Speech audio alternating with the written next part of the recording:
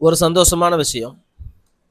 சில மாதங்களுக்கு முன்பு என்னுடைய ஒரு கிளையன்ட் கேரளாக்காரங்க. அவங்க வந்து செக் குடியரசு நாட்ல குடியிருக்காங்க. அவங்க வந்து டாக்டர், கேன்சருக்கு மருந்து கண்டுபிடிக்கிறது மற்றும் அது தொடர்பான ஆராய்ச்சி செய்றவங்க. அவங்களுக்கு திருமணம் ஆகல அப்படின்ற ஒரு பிரச்சனை இருந்தது. கிட்டத்தட்ட 38 வயசு பக்கம். அப்புறம் என்ன வந்து நம்ம ஜோதிடர் அப்படிங்கிறதுனால என்ன தொடர்பு கொண்டு நெறைய விஷயங்கள் கேட்டாங்க. நம்ம அவங்களுக்கு சொல்லிக் குடுத்தோம்.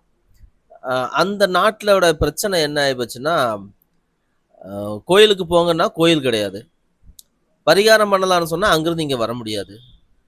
சரிங்க வீட்ல விளக்கு போடுங்க, நான் சொல்ற மாரி எல்லாம் செய்யுங்க அப்படின்னு சொன்னா, இங்க வந்து வீட்ல ஸ்மோக்கு அலாரம் இருக்கு, ஃபயர் அலாரம் இருக்கு. அதனால வந்து அதையும் செய்ய முடியாது. இப்படி எது சொன்னாலும் செய்ய முடியாது, செய்ய முடியாது, செய்ய முடியாது அப்படின்ட்டாங்க.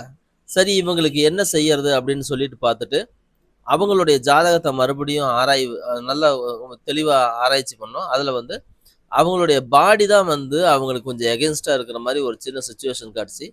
சில பயிற்சிகள் சொன்னோம்.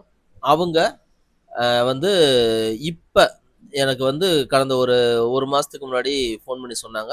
ஆமாங்க எனக்கு கல்யாணம் வந்து கன்ஃபார்ம் ஆயிடுச்சு. மாப்பிள வந்து போலாந்துல வந்து வேலை செய்றாரு. அவரும் ஒரு மலையாளி அப்டின்னாங்க. இவங்களுக்கும் அவங்களுக்குமான உள்ள தொலைவு பார்த்தீங்கன்னா, ஒரு 900 கிலோமீட்டர். 2 பேருமே மலையாளி. அங்க வீட்லலாம் ஃபிக்ஸ் ஆயி எல்லாம் ஓகே ஆயிடுச்சு. நாங்க கல்யாணம் பண்ணிக்க போறோம். நீங்க சொன்ன மாதிரியே நீ செஞ்ச. நீங்க சொன்னது எனக்கு நான் வந்து ஒர்க் அவுட் ஆயிடுச்சு. தேங்க் யூ அப்டின்னாங்க. அந்த சந்தோஷமான ஸ்டோரி எனக்கு ரொம்ப மனசுக்கு மகிழ்ச்சியா இருந்துச்சு. அத உங்க கூட ஷேர் பண்ணிக்கிட்டேன்.